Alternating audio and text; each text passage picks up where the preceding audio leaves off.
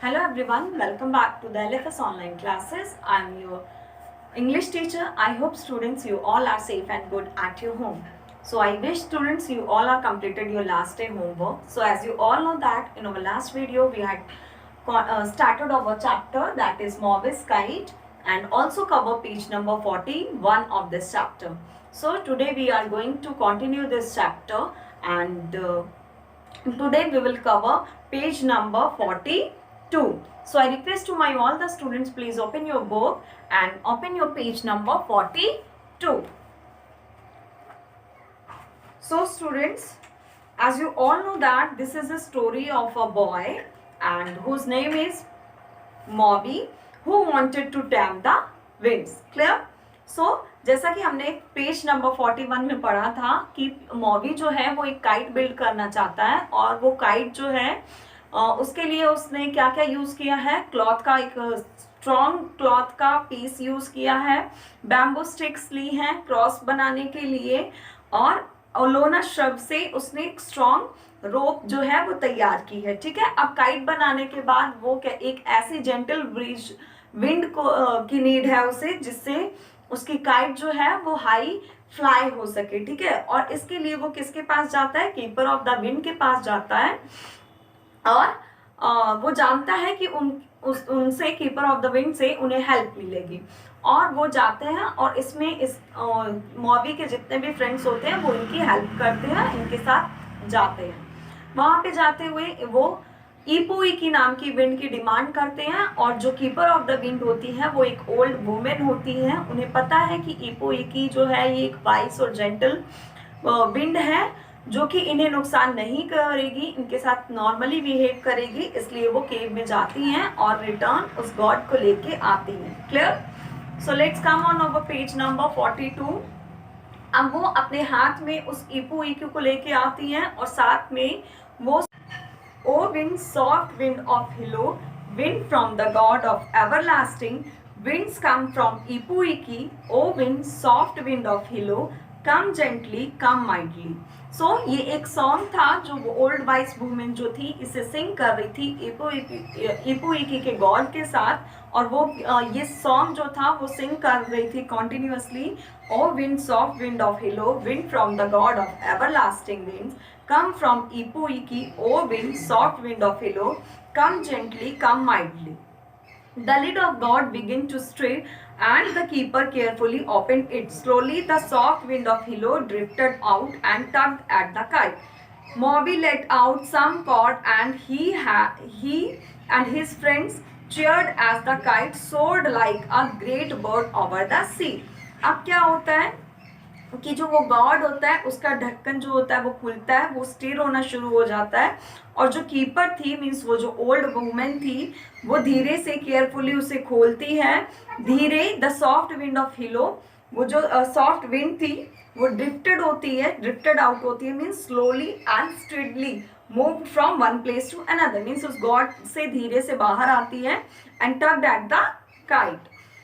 मॉबी let out some cord and he and his friend cheered. अब जो मॉबी थे और उसके जो फ्रेंड्स थे वो खुशी मना रहे थे उस काइट को देख के, क्योंकि उसकी जो काइट थी वो बहुत ही ऊपर हाई फ्लाई कर रही थी, एक ग्रेट बर्ड की तरह जो समुद्र के ऊपर से उड़ते हुए जाती थी। ऐसा लग रहा था कि जो मॉबी की काइट थी वो एक समुद्र के ऊपर से जैसे चिड़िया उड़ते हुए जाती है, बर्ड उड़ते हुए जाती है, वैसे वो काइट उड़ रही थी, और वो लोग बहुत खुश थे इस चीज को देख के।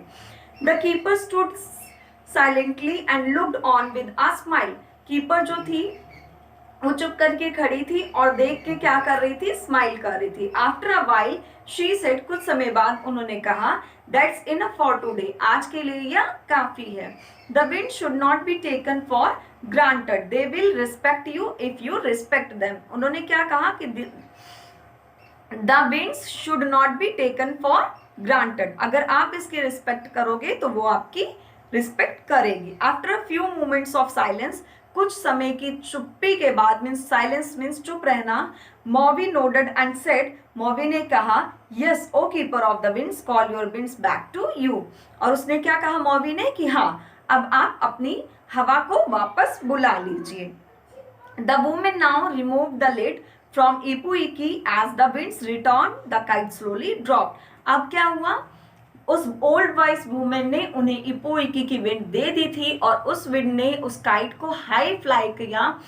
मॉवी और उसके फ्रेंड्स बहुत ही खुश थे, उन्होंने उस खुशी को एंजॉय भी कर रहे थे। अब कुछ देर के बाद वुमेन ने कहा कि आज के लिए ये इतना सफिशिएंट है, और तो मॉवी भी सेटिस्फाइड हुआ और मॉवी ने कहा कि हाँ, आप जो है अपनी विंड को रिटर्न बुला लीजिए।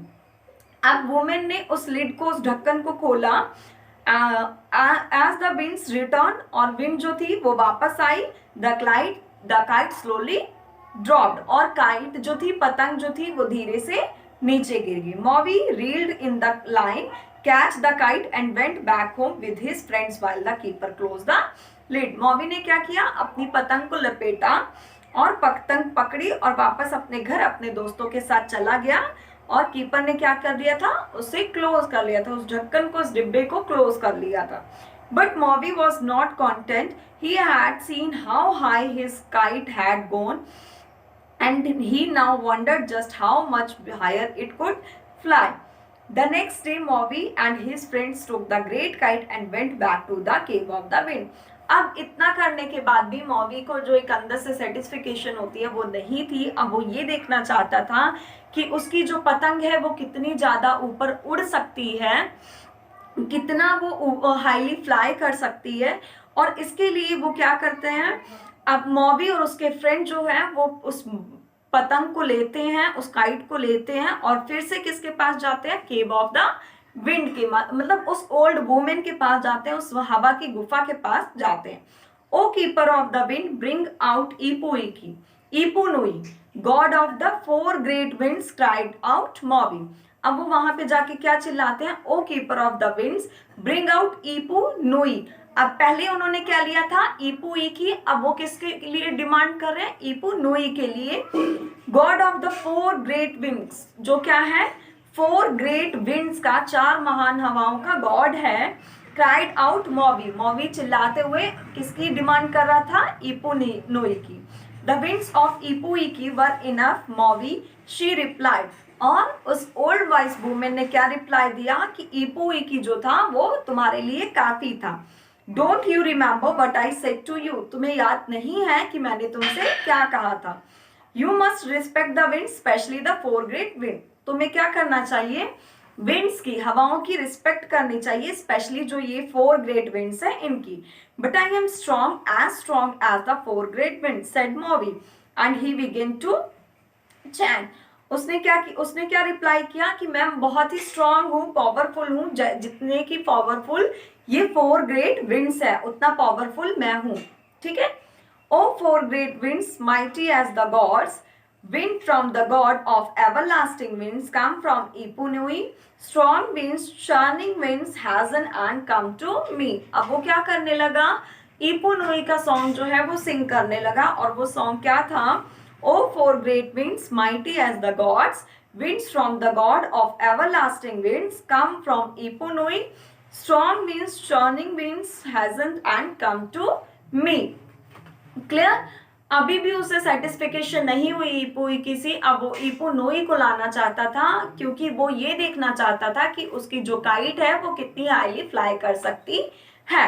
So students, I think it is sufficient for today, and from tomorrow we will continue this chapter, and it's time to your homework, and your homework is learn exercise based question of this chapter, the Mowgli's Kite. Thank you so much for watching me. Have a great day.